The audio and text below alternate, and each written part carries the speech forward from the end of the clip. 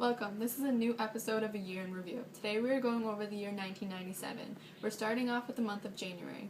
On January 20th, our 42nd president, Bill Clinton, was inaugurated for his second term. Here is a short clip from his inauguration speech. My fellow citizens, at this last presidential inauguration of the 20th century, let us lift our eyes toward the challenges that await us in the next century. It is our great good fortune that time and chance have put us not only at the edge of a new century and a new millennium, but on the edge of a bright new prospect in human affairs.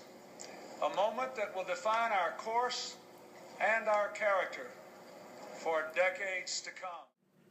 Over to you, Megan, for an interesting event in February. After a few years of hard work by Scottish scientists, Dolly the sheep was announced to the public on February 22nd.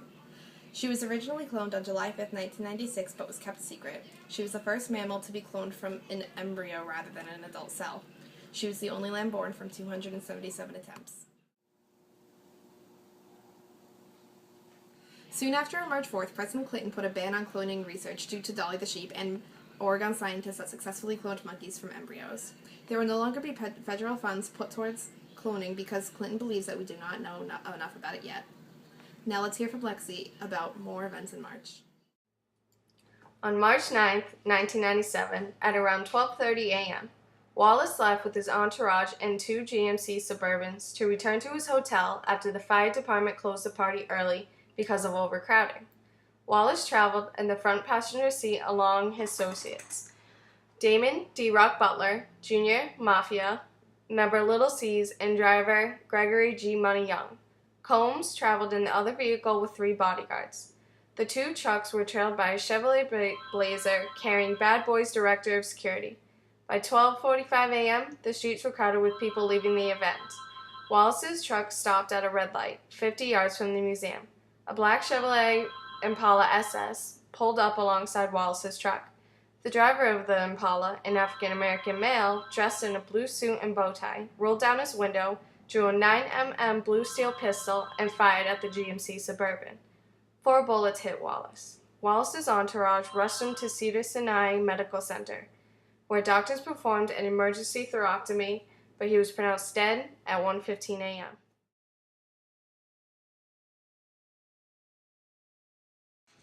In the months of March 19th, June 26th, a case was being held over the right to freedom of speech on the Internet. Reno versus American Civil Liberties Union is a United States Supreme Court case in which all 9 justices of the court voted to strike down anti-indecency provisions of the Communications Decency Act, finding they violated the freedom of speech provisions of the First Amendment. 2 justices concurred in part and dissented in part to the decision. This was the first major Supreme Court ruling regarding the regulation of materials distributed via the Internet. Around March 22nd, the comet Hale-Bopp was in its closest approach to Earth. This comet was discovered by amateurs and was unusually bright. It is the brightest comet seen for decades, and scientists believe it is from its rather large size, or it experienced a bright outburst, or even both. The comet Hale-Bopp is also known as the greatest comet of 1997. Here is a video clip and pictures.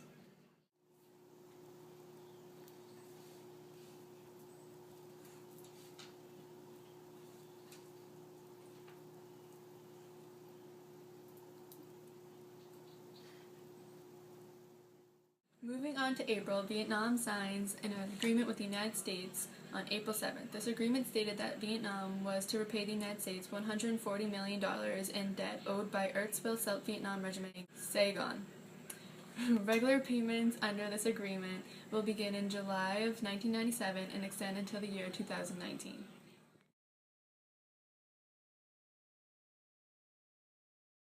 Toward the end of April and beginning of May, the flood of 1997 destroyed lands in North Dakota, eastern South Dakota, and western Minnesota. The main cause for the flooding was the abnormally high thawing during March and April of large amounts of snow and river ice.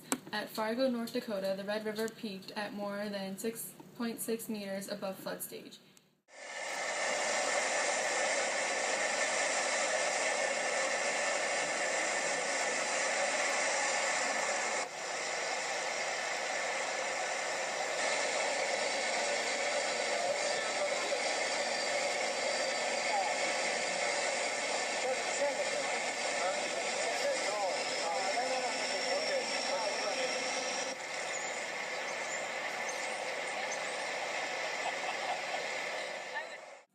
East Grand Forks reached the scene flood stage. All major tributaries of the Red River were flooding with record heights. Back to you, Megan, with information from the Russian and NATO treaty. On May 14th, Russian Foreign Minister Yevgeny Primakov and NATO Secretary General Javier Solana met and made a tentative peace agreement. They scheduled to meet again on May 27th, at which successfully put a formal end to the Cold War. And now let's hear about the Air Force. Take it away, Rachel. The U.S. Air Force certified for combat their first female bomber pilot, Kelly Flynn, on May 22nd. She was a pilot of a B-52 bomber plane. Later on, she accepts a general discharge to avoid a court-martial. This captured an extraordinarily delicate moment in sexual integration of U.S. military and its handling of sexual morality. This event also included the first female Secretary of the United States Air Force.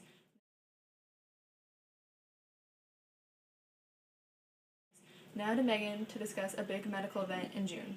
On June 26th, the U.S. Supreme Court put a ban on doctor suicide. This is a choice that mentally competent, terminally ill patients have a constitutional right to. It was declared not to be a fundamental liberty interest protected by the Due Process Clause.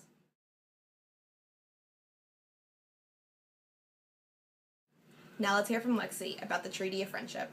On July 16, 1997, a treaty of friendship is signed between China and Russia to come together as a communist power. The treaty was a logical product of improvement in the Sino-Russian relations so they could try to destroy America together.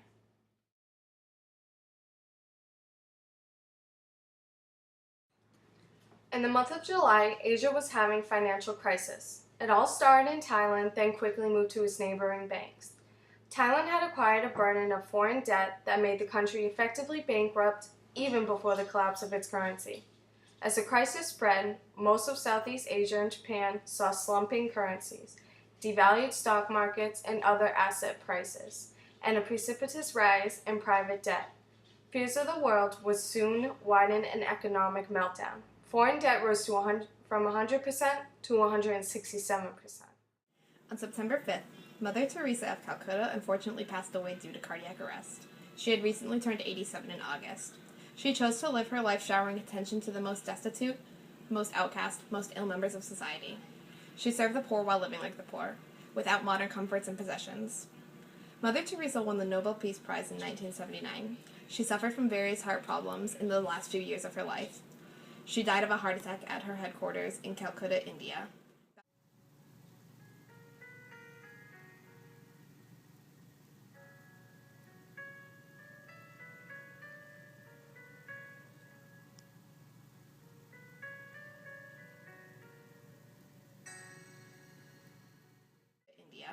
Back over to Lexi with more tragic news. September 6, 1997, a tragic day is upon England. At 9:08, the people of England mourned for the loss of one of their own. Princess Diana's funeral was on this day. She had died of a tragic car crash trying to get away from paparazzi. She was carried through the streets of London to Kensington Palace. After, there was a closed ceremony for her burial with her family and closest friends.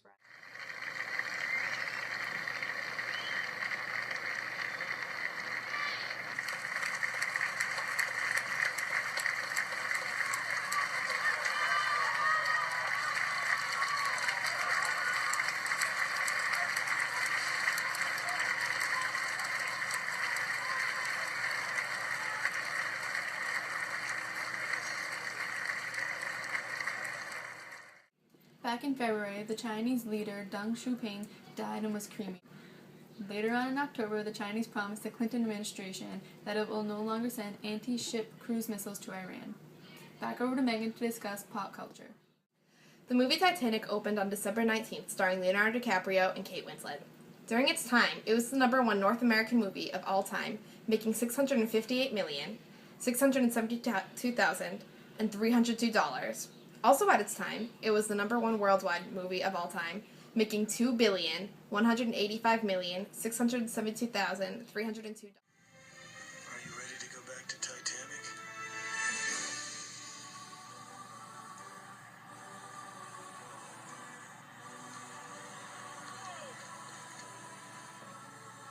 Cool, every string I could. Focus on the grandest ship in history and you act as if you're going to execution.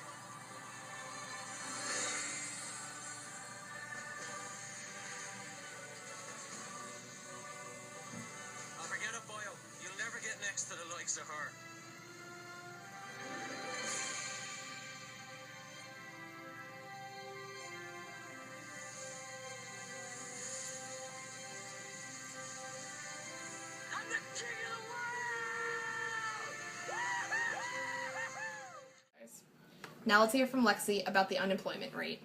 Throughout the year, unemployment fell below 5%. This was the lowest rate that it has ever been. The inflation rate fell, and there was also falling prices in oil.